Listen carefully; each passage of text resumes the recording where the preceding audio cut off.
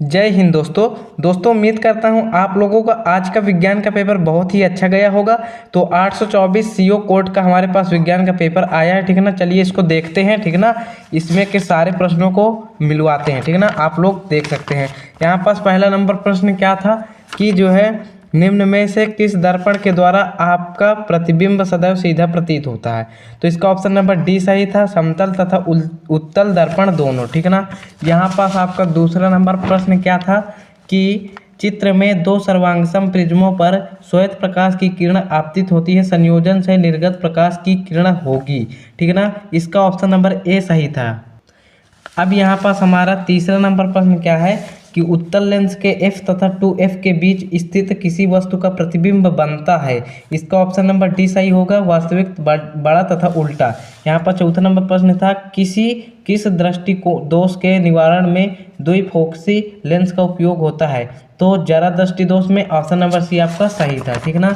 यहाँ पास आपका जो है पांचवा नंबर प्रश्न है कि कॉलम x में दिए गए भौतिक राशियों के मात्रकों का सुमेलन कॉलम y में दी गई भौतिक राशियों से सही विकल्प चुनिए। देखिए इसका कॉलम 2 सही है, वाट का जो है विद्युत शक्ति। यहाँ पास आपका छठा नंबर प्रश्न क्या था कि 110 वाट का विद्युत बल्ब 220 वोल्ट के विद्युत स्रोत से जोड़े जाने पर विद्युत बल्ब में धारा प्रवाहित होगी।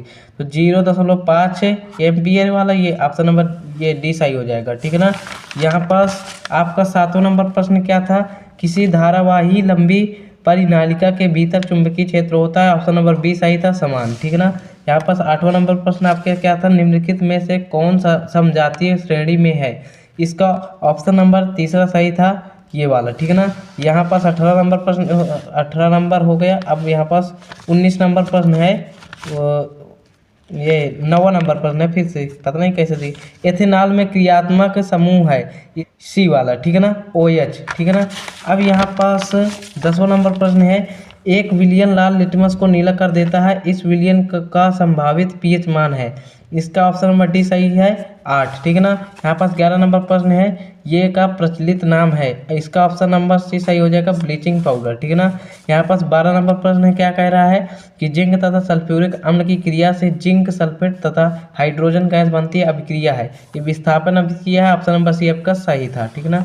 यहाँ पास आप लोगों का 13 नंबर प्रश्न है, निम्नलिखित में कौन उभयधर्मी ऑक्साइड है। इसका ऑप्शन नंबर बी सही था, ZNO, ठीक है ना। यहाँ पास फिर 14 नंबर प्रश्न है, निम्न में से कौन जल एवं खनिज के संवहन के लिए उत्तरदायी है। इसका ऑप्शन नंबर ए सही है, जाइलम। यहाँ पास 15 नंबर प्रश्न है, पौधों में जल की हानि से संबंधित है।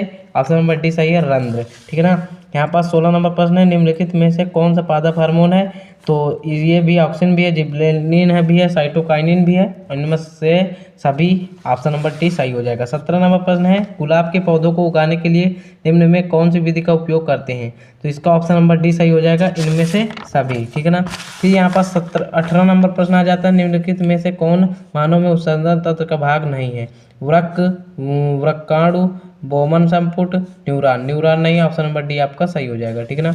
यहाँ पर 19 नंबर प्रश्न है, निम्नलिखित में कौन सा जीन प्रारूप शुद्ध गोल बीजों का प्रकट करता है। यहाँ पास RR, ऑप्शन नंबर डी आपका सही था, ठीक है ना। यहाँ पास 20 नंबर प्रश्न क्या था, निम्नलिखित में से कौन गैर जैव निम्नीकरण योग्य पदार्थ है। तो प्लास्टिक की थैली जैव निम्नीकरण होती है। ऑप्शन नंबर डी इसका सही था। यहाँ पास आप लोगों के सारे जो है बहुकल्पी मिलवा दिए गए हैं, ठीक है ना। यहाँ पास ये देखिए, ये आपका जो है वर्णात्मक प्रश्न था, आप लोग एक नज़र में इसको देख सकते हैं, ठीक है ना। ये कुछ इस प्रकार से था, आप लोग देख सकते हैं। अगर आप लोगों को मॉक टेस्ट देना है, ठीक है ना, इनको सॉल्व कर लीजिए। अगले जो भी कक्षा 9 में आपकी थे वो लोग इसको सॉल्व कर ले, ठीक है ना। ये बहुत ही इम्पोर्टेंट पेपर है, ठीक है ना।